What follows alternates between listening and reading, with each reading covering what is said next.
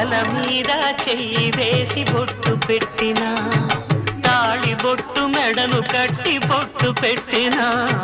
తల మీద చెయ్యి వేసి బొట్టు పెట్టినా